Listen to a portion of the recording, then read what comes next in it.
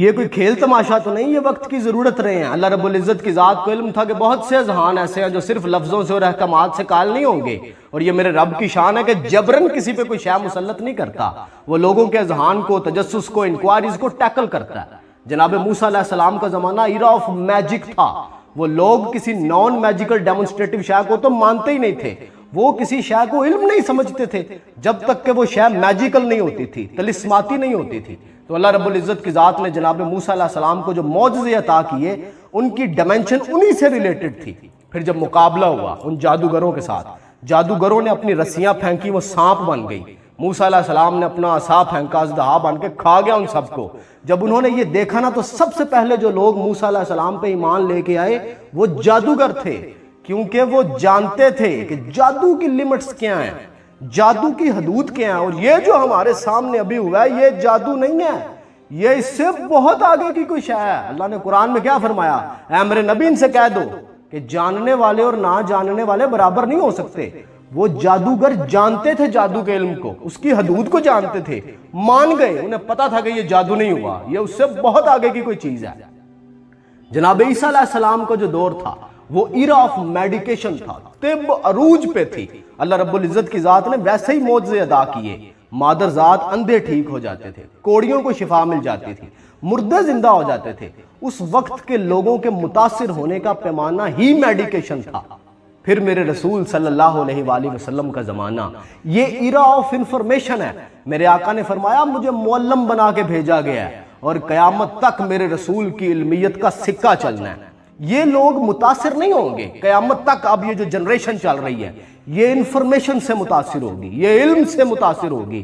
عرب کے ان لوگوں کو بھی بڑا گھمنڈ تھا، بڑا غرور تھا اپنی لینگویج کے اوپر، لنگوسٹکس کے وہ خود کو ماہر سمجھتے تھے، اس لیے تو باقی سب کو وہ کہتے تھے اجمی، اجمی کہتے ہیں گونگے کو، وہ سمجھتے تھے کہ باقی سب گونگے ہیں، وہ خود کو بہت بڑا فن خواہ سمجھتے تھے۔ پھر جب قرآن اترا، رسول اللہ صلی اللہ علیہ وآلہ وسلم نے جب قرآن سنایا ان لوگوں کو، تو ان میں جو سب سے بڑا اسپیشلسٹ تھا نا، جس کا کلام کعبے کے اوپر یوں لگا ہوتا تھا، اس نے وہ قرآن پڑھا اور کہا کہ یہ کسی انسان کا کلام نہیں ہو سکتا، کیونکہ نبی پاک صلی اللہ علیہ وآلہ وسلم امی تھے۔ جب آپ نے وہ کلام سنایا تو وہ مان گیا تھا، امپریس ہو گیا، متاثر ہو گیا، لینگویج میں اسے پتہ لگ گیا کہ مجھ سے آگے بھی کوئی چیز ہے، اور یہ جو مجھے پڑھایا گیا اور یہ جو ہے یہ عام چیز نہیں ہے، یہ انسان نہیں لکھ سکتا۔ وہ متاثر ہو گیا ہوا تھا۔ پھر قرآن حکیم کو عربی میں ہی کیوں نازل کیا گیا؟ اس کے ملٹیپل جواب ہے، لیکن ایک جواب اس کا یہ ہے سب سے فصیح زبان عربی ہے، اس لیے اللہ رب العزت کی ذات نے عربی کو چوز کیا۔ ایک جواب تو یہ بھی تھا کہ عربوں کے اوپر نازل کیا گیا، اور پھر یہ کہا کہ اسے عربی میں نازل کیا تاکہ تم سمجھ سکو۔ لیکن ایک اور نقطہ بتانے لگا ہوں، کچھ دن پہلے مجھے مالدیو سے کسی کا فون آیا ہوا تھا، میں نے انہیں بتایا کہ قرآن کیسے اتنی فصیح زبان ہے۔ آپ کو پتا ہے اردو کے اندر 2,64,000 لفظ ہیں جو بولے جاتے ہیں، اور عربی کے اندر پتا ہے کتنے لفظ ہیں؟ 1,23,00,000 لفظ۔ اس سے اندازہ لگا لے کہ عربی کتنی فصیح زبان ہے، اور اس لیے تو وہ باقی سب کو کہتے ہیں اجمی ہو تم لوگ گونگے ہو۔ اور پھر جو اس زبان کا ماہر ہوگا وہ خود کو کتنا بڑا ایکسٹرا آرڈنری پرسنالٹی سمجھتا ہوگا، پھر وہ بھی مان گیا کہ یہ کسی انسان کا کلام نہیں ہو سکتا۔ پھر ایز سچ معجزات کو کبھی تماشوں کی طرح نہیں دکھایا گیا کہ آؤ تمہیں حیران کر دوں، یہ وقت کی ضرورت رہے ہیں۔ غزوہ بدر کے وقت ذہناً اصحاب رسول ڈیمانڈ کر رہے تھے کہ اللہ کی طرف سے نصرت آئے، مدد آئے۔ اسی طرح اگر آپ شق قمر والے واقعے پہ غور کریں، لوگوں کی ڈیمانڈ تھی کہ اگر آپ اللہ کے نبی ہیں تو چاند کے 2 ٹکڑے کریں۔ رسول اللہ نے تو نہیں کہا تھا کہ آؤ میں تمہیں چاند کے 2 ٹکڑے کر کے دکھاتا ہوں، لوگوں کی ڈیمانڈ تھی۔ پھر اگر آپ کھجور کے اس واقعے کو دیکھیں جو بغیر گٹھلی کے کھجور آپ کھاتے ہیں، کیا اللہ کے رسول نے کہا تھا آؤ ایک ایسی کھجور میں کھلاتا ہوں تمہیں جس میں گٹھلی نہیں ہوگی؟ لوگوں کی ڈیمانڈ تھی۔ تو جتنے بھی معجزات ہوئے ہیں یہ وقت کی ڈیمانڈ رہے ہیں، لوگوں کے اذہان کی ڈیمانڈ رہے ہیں، اور اللہ رب العزت کی ذات کی یہ شان ہے کہ وہ لوگوں کے ذہنوں کو ٹیکل کرتا ہے۔ پھر ایک اور چیز سمجھیے گا کہ معجزات ہوتے اللہ کے حکم سے ہی ہیں، لیکن وہ اتنا عالی ظرف ہے کہ اسے اپنے بندوں کے کریڈٹ میں ڈال دیتا ہے۔ آج بھی اللہ رب العزت کی ذات چاہے تو اپنے بندوں کے لیے کیا نہیں کر سکتا، وہ قادر مطلق ہے۔ فضائے بدر پیدا کر فرشتے تیری نصرت کو اتر سکتے ہیں گردوں سے کتار اندر کتار۔ اب بھی لوگ انبیاء کو معجزات کی بنیاد پر جج کر رہے ہوتے ہیں، ان کا سب سے بڑا ٹائٹل اللہ کا نبی ہونا ہے، اور آپ کے نزدیک معجزے اور کرامات بہت بڑی بڑی چیزیں ہوں گی۔ اللہ کے لیے تو یہ کچھ بھی نہیں ہے، یہ تو صرف ذہنوں کو، تجسس کو ٹیکل کرنے کا ایک طریقہ تھا، وقت کی ضرورت تھی۔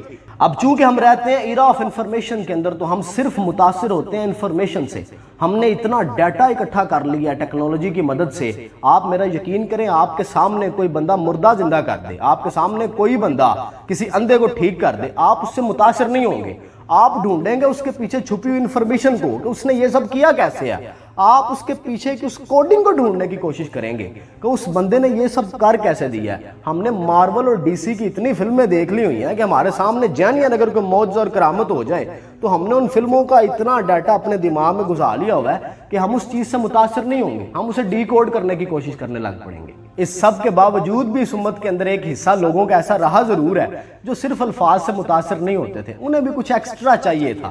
اب چونکہ ہم نے نہ تو اللہ رب العزت کی ذات کو دیکھا ہے، نہ اللہ کے رسول صلی اللہ علیہ وآلہ وسلم کو دیکھا ہے، نہ اصحاب رسول کو دیکھا ہے، تو پھر اللہ رب العزت کی ذات نے ان لوگوں کے تجسس کو ٹیکل کرنے کے لیے، ان کی انکوائری کو ٹیکل کرنے کے لیے اپنے نیک بندوں کا انتخاب کیا۔ وہ لوگ جنہوں نے زندگیاں اللہ کے نام پہ وقف کر دیں، اللہ رب العزت کی ذات نے ان کے ذریعے ان لوگوں کے تجسس کو ٹیکل کیا۔